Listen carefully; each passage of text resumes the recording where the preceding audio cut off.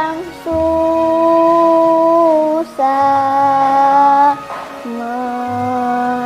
merintih dan berdoa. Ya Allah, semoga wabah ini cepat menghilang dan diri kita kembali pulih. Amin. Assalamualaikum warahmatullahi wabarakatuh. Hai teman-teman semuanya, perkenalkan, nama saya Namira Rahmadani. Saya berasal dari sekolah SDIT Nurul Ilmi 2 Jambi. Hobi saya memasak. Cita-cita saya ingin menjadi dokter. Amin. Pada hari ini saya akan bercerita tentang Putri Ayu. Nah teman-teman, siapa yang siap dengar cerita saya? Kita mulai ya. Pada zaman dulu, di tanah Pilih Jambi, tepatnya di daerah Tanjung Pasir, hidup seorang gadis berparas cantik. Putri Rahimah namanya. Selain cantik, ia juga pandai mengaji dengan suaranya yang merdu. Keterampilan seperti memasak, menjahit, menenun, merenda juga dikuasainya dengan baik. Sopan santun dan budi bahasanya pun amat elok. Putri Rahimah adalah putri Kemas Mahmud, seorang tokoh di kampungnya. Pada saat itu di Jambi sedang berkecamuk perang melawan Belanda. Walau demikian, kabar kecantikan dan keelokan budi Putri Rahimah menyebar, bahkan hingga ke rimba, tempat persembunyian para pemuda yang memerangi Belanda. Berita itu juga terdengar sampai ke telinga Sultan Muhammad yang tinggal di sekitar Kampung Lereng. Sultan Muhammad terkenal soleh. Ternyata dia diam-diam meninggalkan istana untuk membuktikan kebenaran kabar itu. Saat bertemu dengan Putri Rahimah, Sultan pun langsung jatuh cinta. Ia mencari-cari waktu untuk bertemu dengan Putri Rahimah. Ia pun melamar Putri Rahimah untuk dijadikannya permaisuri. Setelah bermusyawarah dan berbagai pertimbangan, akhirnya keluarga Kemas Mahmud menerima lamaran itu. Dari buat ke Batang Asai, singgah bermalam di dusun kerang. Urusan adat sudah selesai, tinggal lagi urusan sarang. Kata sang ayah Putri. Pernikahan pun dilaksanakan. Karena pada saat itu sedang perang, maka pernikahan pun ditiadakan dan diganti dengan sedekah hari pengantin. Pada saat hari itu, Putri Rahimah tinggal di lingkungan istana di Kampung Lereng.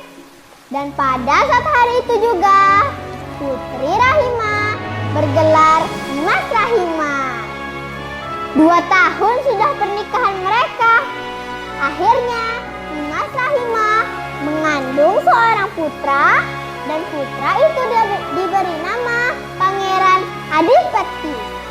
Bertambah semarak dan sukacita, kasih sayangnya Sultan terhadap Nimas bertambah mendalam. Beberapa tahun kemudian, Pangeran Adipati telah tumbuh menjadi kanak-kanak yang lucu dan pintar. Ayah bundanya semakin sayang padanya. Akan tetapi, panggilan membela Ibu Pertiwi membuat Sultan sering meninggalkan istana. Ia merasa kasih sayangnya terhadap pangeran telah berkurang. Sebagai yang bijaksana, seringkali Nimas bercerita tentang perjuangan sang ayah. Dan tak lupa juga, mereka selalu menunggu kepulangan sang ayah. Dan mereka selalu berdoa. Dan doanya adalah, "Ya Allah, semoga ayahku tidak apa-apa. Amin." Doa sang pangeran. Duk, duk, duk, duk, duk. Iya!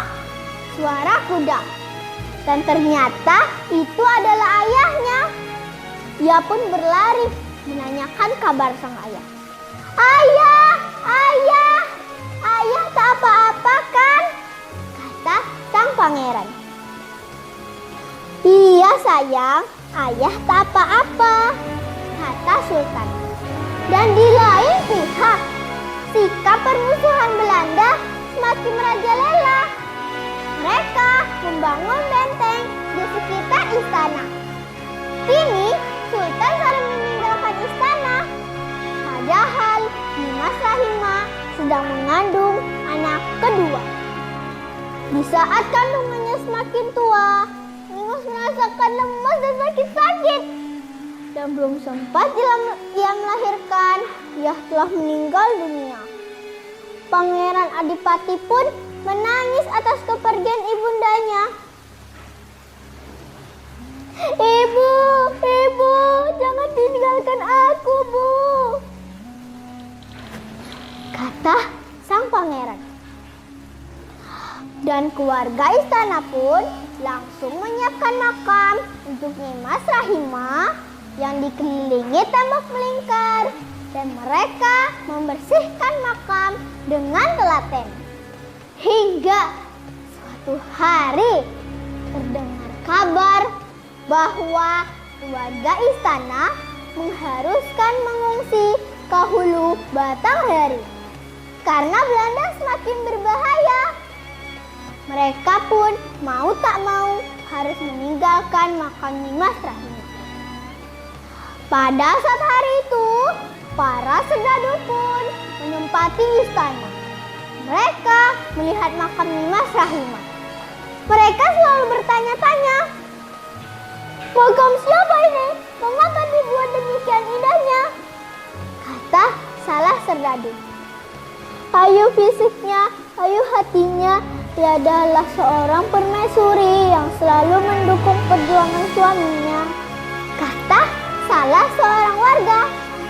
Pada saat hari itu, para serdadu pun menyebut kubur itu kubur Putri Ayu yang terletak di benteng kota Madya Jambi. Nah teman-teman, bagaimana cerita saya tadi? Bagus tidak?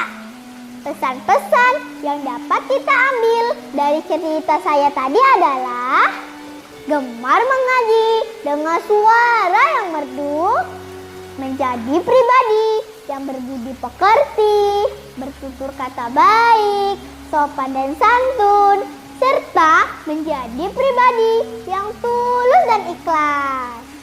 Nah teman-teman, sekian cerita dari saya. Sebelumnya saya punya pantun nih. Jalan-jalan berkeliling kota, singgah sebentar ke jembatan Makalam. Mohon maaf jika ada salah kata. Saya akhiri